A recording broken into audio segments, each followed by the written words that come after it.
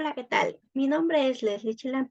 Estudio en el Instituto Superior Universitario Sucre, la carrera de contabilidad. En esta ocasión les voy a hablar sobre los ingresos.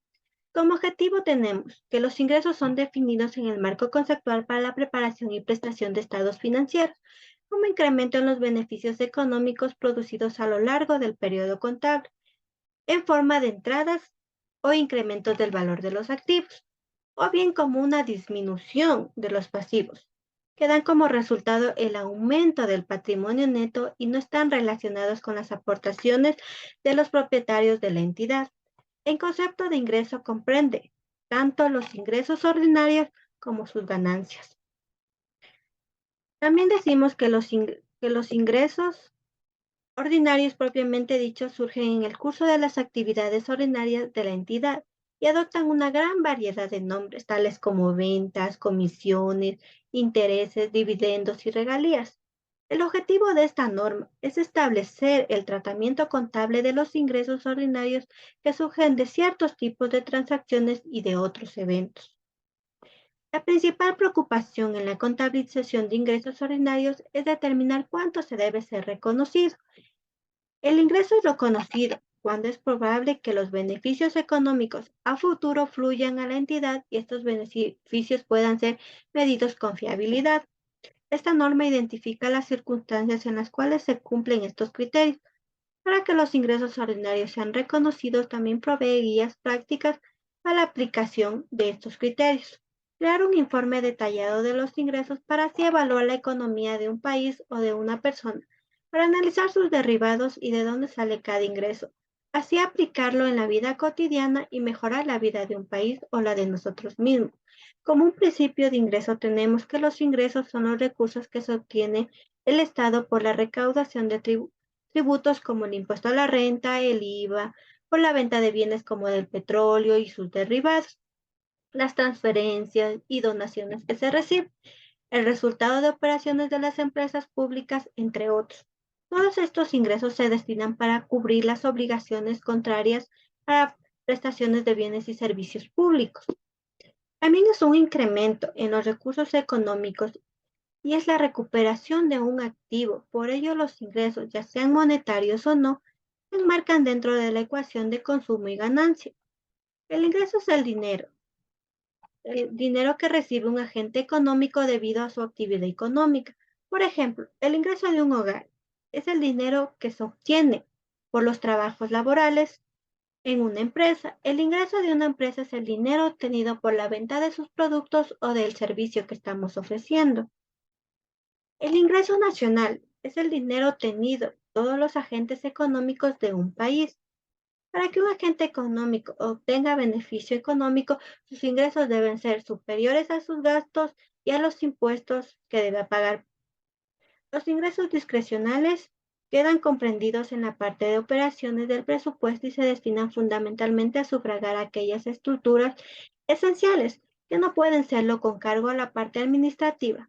Los ingresos discrecionales se asignan fundamentalmente a respaldar las funciones, administraciones y gestiones generales de la organización. Los ingresos discrecionales proceden de las tres orígenes siguientes: contribuciones sin destino fijo, intereses devengados, ingresos por gastos generados a cargo de proyectos. Las dos primeras fuentes suelen reunirse en el concepto de ingresos varios. ¿Qué es un ingreso vario? Es un ingreso que va aumentando o va disminuyendo a partir de los meses que vamos a actualizarlos. Puede que un mes tengamos un valor de 100 y al otro mes un valor de 200 y al otro mes un valor de 100, que va aumentando, disminuyendo y aumentando. El ingreso se divide en ingresos permanentes y ingresos no permanentes. ¿Qué son los ingresos permanentes? Son aquellos ingresos que se mantienen durante un periodo de tiempo y son predecibles. En el campo están los impuestos como el IVA, el ICE, el impuesto a la renta, a las salidas de divisas, tasas aduanas, entre otros. El ingreso no permanente es ingreso no percibido en el tiempo, y aquí están todos los ingresos petroleros, las ventas de activos, los desembolsos de créditos, entre otros. Los ingresos por bienes y servicios. Es importante diferenciar los ingresos por su procedencia para poder contabilizarlos. Por un lado se encuentran aquellos procedentes por venta de bienes y por el otro lado por prestación de servicios. La prestación por venta de bienes es la más típica de todas. Es el bien tangible en cuanto se transfiere la propiedad y el comprador para ser el dueño del producto. Es bien intangible, es el licenciamiento, aperturas en el caso, aunque el producto conserve la propiedad patrimonial, entrega una licencia o derecho de usarlo de por vida. Como ejemplo tenemos que el fabricante de equipos de refrigeradora entrega una nevera y recibe el precio. Un segundo ejemplo sería que la empresa de software que mediante innovación y desarrollo ha logrado crear un producto para edición de un video y vende licencias apertadas. A diferencia de la fábrica de neveras, este último puede vender la misma licencia muchas veces. Para contabilizar los ingresos de ventas de bienes, la propiedad del bien debe haberse transferido. La empresa no puede seguir gestionando ese bien vendido. El importante debe valorarse con fiabilidad. La empresa debe recibir beneficios de la venta. Los costos de operación deben valorarse con fiabilidad. Para un servicio, aquí contemplamos la forma tradicional muy asociada a las personas y perfiles involucrados. Normalmente es un cobro por cada servicio prestado, como por ejemplo, vamos a la peluquería y nos cobran por el corte de cabello. Como un segundo ejemplo, tenemos que la empresa de software, que además de la licencia, cobra por la capacitación en el uso de un producto o por el número de horas del consumidor asignado para la implementación. Para contabilizar los ingresos por prestación de servicios, el servicio debe valorarse con fiabilidad. La empresa debe recibir beneficios de la operación, el grado debe realizarse y el servicio debe valorarse con fidelidad. Los costes presentes y futuras consecuencias de la prestación deben valorarse. También tenemos los ingresos activos y los ingresos pasivos. ¿Qué es un ingreso activo? Es aquello que recibe el dinero a cambio del tiempo que demoras haciendo las actividades. Es el dinero que se obtiene producto de algún trabajo realizado y que a su vez haya implicado esfuerzo físico y mental. Así el sueldo que trabaja recibe es un ingreso activo. Es más fácil conocerlo, ya que si se realiza la actividad recibimos el dinero, pero si no lo realizamos no lo recibiríamos. ¿Qué pueden ser? Como por ejemplo los salarios, las comisiones, los bonos, los décimos terceros, los décimos cuartos, entre otros. Como ingreso pasivo, se caracteriza porque tiene que trabajar muy duro al principio sin recibir dinero y luego podrá ganarse durante años. Puede que este sea un producto o una actividad que demore un tiempo, como por ejemplo las inversiones, los alquileres, los cursos en línea, los dividendos, canales de YouTube, renta de equipo, bienes raíces, negocios, franquicias, entre otros, también como la escriba de un libro, porque estos demoran mucho. Un video de YouTube demora mucho ya que se lo graba, se lo edita y al momento de subir. Por eso demora de 1 mes a 2 meses para subirlo. Escribir un libro, ¿por qué demora? Porque el autor demora de 1 año a 2 años en escribirlo y en la editora para publicarlo demora 1 mes a 2 meses. Tipos de ingreso. Ingreso de explotación son los ingresos que obtiene la empresa relacionados con su actividad económica habitual al realizar su objeto social. Entre ellos hay que destacar el ingreso por venta que entrega de bienes o servicios que son objetos del tráfico de la empresa a cambio de un precio. Variaciones existenciales. Incremento del inventario con respecto al principio del año. Supone un ajuste, la cifra de compras y costes de producción de un periodo que ya fueron reflejados como gasto en la cuenta de resultados y que no haber sido consumido ha de compensarse como si fuera un ingreso al no superar su gasto real. Trabajos realizados por la empresa. Para su propia inmovilización es la compensación de los gastos reflejados en la cuenta al resultado que ha superado para la empresa la constitución y elaboración de algún bien de inversión y que posteriormente se han activado. También tenemos la subvención de explotación, importe recibido del adquisicio público o entes privados para asegurar una rentabilidad mínima o compensación déficit de explotación. Su sucesión de capital transferida al resultado del ejercicio impone la parte de sucesión de capital recibida en el pasado y que se ha imputado a resultados en un ejercicio. En paralelo al proceso de amortización de bienes de inversiones que fueron adquiridos total o parcialmente gracias a dicha subvención de capital.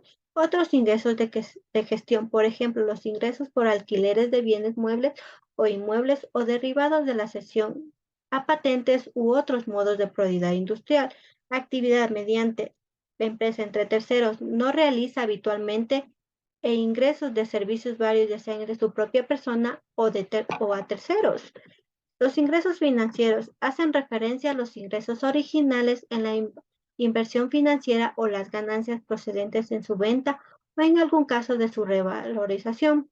Ingresos por dividendos e intereses de renta que la empresa obtiene de sus inversiones financieras como acciones, valores de renta fija, depósitos bancarios, préstamos en crédito concedidos, entre otros. La diferencia positiva en cambio, ganancias realizadas por fluctuaciones del tipo de cambio cuando procede de transacción original denominada en divisas. Los beneficios en participación e inversión, ocasiones en las ventas de inversiones financieras como acciones y obligaciones. Los beneficios por valoración de activos y pasivos financieros ha valorado razonablemente, generalmente por el aumento del valor determinado en activos financieros y la disminución del valor determinado en los pasivos. Finalmente se aplican de normas contables específicas. Un beneficio procedente de provisiones y pérdidas por deterioro consiste en los beneficios obtenidos por la venta de activos no corrientes, materiales, intangibles o inmobiliarios, y en la participación de inversiones financieras a lo largo del plazo en partes vinculadas, exceso y aplicaciones de provisiones y de pérdida por deterioro. Exceso de provisiones, de diferencia positiva entre las inversiones existentes que se refleja en en el positivo del balance y que se dio como gasto en su momento, y la efectividad liquidada, que al ser menor de lugar a su ingreso o ganancia en el momento de la liquidación. La reversión del deterioro consiste en la recuperación del valor de diferentes tipos de activos como existencia de derechos de cobro, activos no corrientes y activos financieros, que en su momento había sufrido una pérdida reconocida y que ahora hay que reflejar contablemente como una anulación de dichas pérdidas. Es importante que al reconocerse como ingreso, es como maximiza la pérdida a contabilizar periódicamente. El ingreso puede clasificarse en distintas categorías como son ingresos públicos, ingresos privados, ingresos extraordinarios, ingresos ordinarios, ingresos totales, ingresos marginales, ingresos medios. ¿Qué es un ingreso público? Son aquellos que recibe el Estado o sus distintas dependencias a partir de los impuestos y otros mecanismos de recaudación. El ingreso privado, los que atañen a la empresa privada o a los grupos privados que tengan o no tengan fines de lucro. Ingresos ordinarios son aquellos que se obtiene de manera consecutiva, es decir, habitual, como son los salarios y los gastos regulares. Los ingresos extraordinarios, aquellos que provienen de eventos o acontecimientos improvisados o inesperados como la emisión de bonos de un gobierno o ganarse la lotería. Los ingresos totales, la sumatoria de lo percibido por una organización o una empresa por motivos de su actividad comercial regular, es decir, al vender todos sus productos o los servicios. El ingreso marginal. En microeconomía se llama así el incremento de la venta total de un sector cuando es posiblemente una unidad más de lo esperado. Ingreso medio. Un indicador obtenido del promedio de los productos vendidos, es decir, el ingreso total entre el total de unidades vendidas. Como conclusión, tenemos que todas las operaciones del negocio están incluidas dentro de los ámbitos empresariales, profesionales, personales, como un reflejo de nuestra participación en la actividad económica. Y es el movimiento de flujo de efectivo plasmado tanto en estado de cuenta bancario, así como en los bienes muebles e inmuebles que representan nuestro patrimonio personal, mismo que se ha ido formando a través del tiempo. Con esto llegamos a que los ingresos son importantes para un país, para que las personas que lo habitan, ya sea pueda mejorar su economía y saber qué tipo de ingreso entra y cómo se lo puede mejorar. Como una recomendación, tendríamos que analizar cuidadosamente las ventajas y desventajas. Antes de tomar una decisión, reconoce los síntomas provocados por la crisis financiera. También les voy a decir unos consejos sobre finanzas personales. Suelen ser un poco confusos, pero pueden ser introducidos términos que no son comunes. Por ello, la siguiente lista que está enfocada en hacer las cosas más sencillas y obtengan las mejores claves para darle un buen manejo a su dinero. Define metas financieras. Es muy difícil llegar a un lugar si no sabes a dónde vas. El primer paso para dar un buen manejo a tu dinero es saber que lo que quieres lograr con él, las metas deben ser cortas, medianos y largo plazo. 2. Identificar la totalidad de tus ingresos. Al identificar de dónde provienen tus ingresos, podrás asignar un mejor valor a tu tiempo, de qué forma podrás dedicar especialmente atención a las actividades que te hacen obtener dinero. Haz una lista con todos tus gastos. Hacer una lista con todos tus gastos es uno de los puntos más importantes, pues te ayuda a darte cuenta en qué estás gastando tu dinero y cuánto estás gastando. Si te cuesta trabajo, puedes ayudarte de la tecnología, pues existen aplicaciones móviles para anotar tus gastos. 4. Divide tus gastos en fijos y variables. Los gastos fijos son aquellos que te permiten sobrevivir y los gastos variables son los que se relacionan con tu estilo de vida. Hacer la diferencia entre unos y otros te ayudará a saber en qué actividad puedes evitar gastar dinero. 5.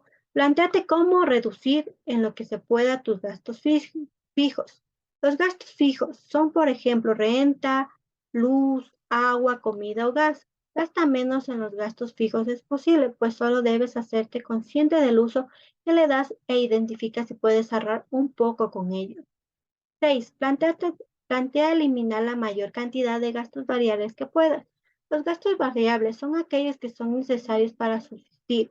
Para disminuirlos, debes eliminar lo que no retribuye positivamente a tu vida. 7. Analiza si tienes un balance positivo al final del mes. Un balance positivo es que al final del mes tus gastos no sean mayores o iguales que tus ingresos. Para saber qué tu tipo de balance tiene, resta la totalidad de tus gastos fijos y variables a tus ingresos. Si tienes dinero sobrante, es positivo. Si no es sobrante o te endeudas, es negativo. 8. Prioriza la totalidad de tus gastos. Tus gastos deben priorizarse y jerarquizarse. Por ejemplo, nunca debes dejar de pagar tus gastos fijos por usar el dinero en gastos variables. De entre tus gastos variables hay algunos que son más necesarios que otros. 9. Hay un, haz un presupuesto mensual alineando con tus metas. Un presupuesto es la guía que debe dictar como gasto tu dinero y te dirá con precisión con cuánto dispones para cada día y para cada actividad. Alinea tu presupuesto mensual con tus metas que te permiten trazar un camino más preciso para conseguirlos. 10. Establece tus límites y aprende a decir que no. Si algún gasto o actividad se sale de tu presupuesto, evita por completo. La importancia de decir no me alcanza radica en saber con precisión cuáles son los gastos innecesarios que salen de tu presupuesto. 11. Crea un fondo de emergencia y prevé riesgos. Las emergencias pueden deshacerse de todas tus acciones para cubrir tu dinero. La mejor forma es prepararse para ello. Si bien es cierto que es imposible saber lo que va a pasar, puedes hacer un fondo que se use cuando una emergencia así lo requiera. 12. Identifica tus deudas. Las deudas son deberes financieros que debes cubrir en tiempo y forma de manera que no causen daños serios a tu salud financiera. Para identificar, debes escribirlos, consiste cada una de estas obligaciones de forma que estés preparado para cumplir con ellas. 13. Prioriza tus deudas. Una buena forma de priorizar es por las fechas en las que se deben cumplir. Otra forma es priorizar aquella que tendrá peores consecuencias al no cubrirlas y otras formas es por aquellas que puedes cubrir con mayor facilidad. 14. Analiza y adquiere deudas que trabajen a tu favor. Endeúdate para obtener rendimientos te permite capitalizar una deuda. Es importante que analices bien antes de empezar una acción como esta. Debes estar segura de que tu inversión será retribuida. 15. No te endeudes para cubrir otras deudas. Si ya tienes deudas adquiridas nuevas para pagar las viejas, no es la mejor idea.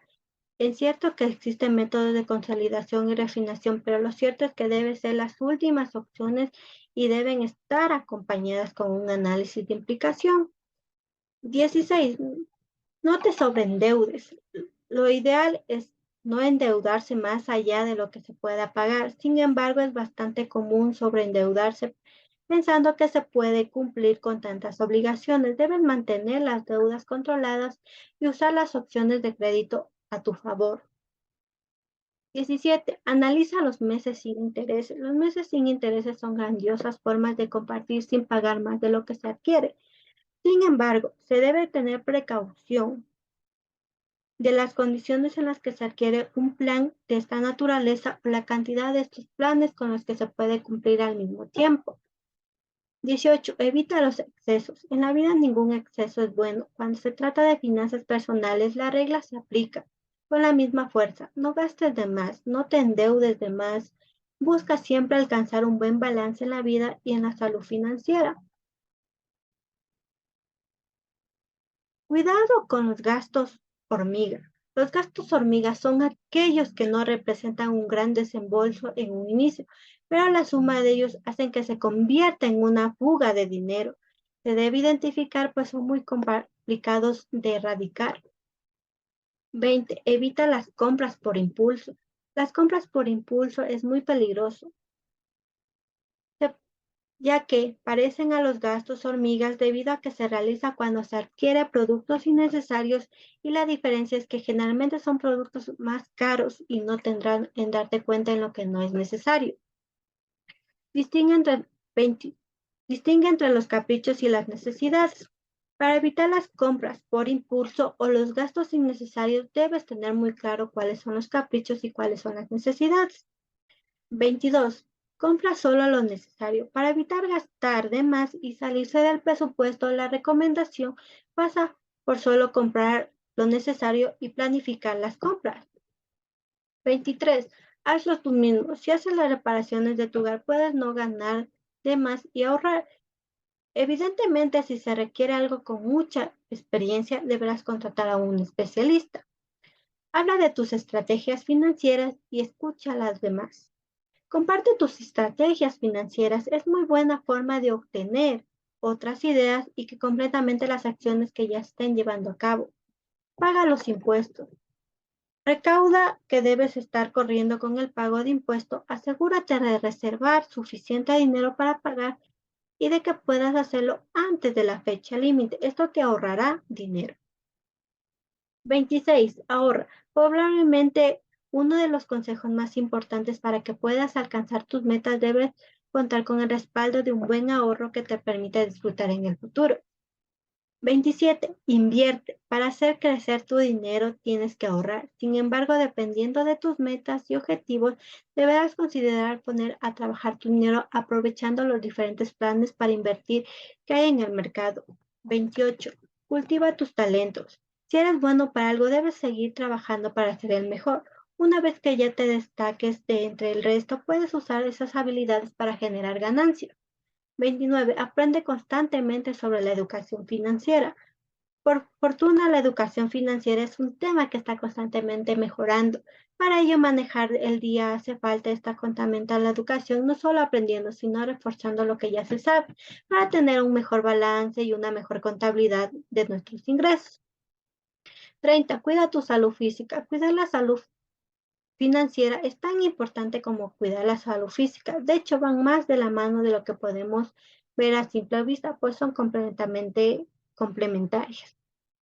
Muchas gracias por su atención.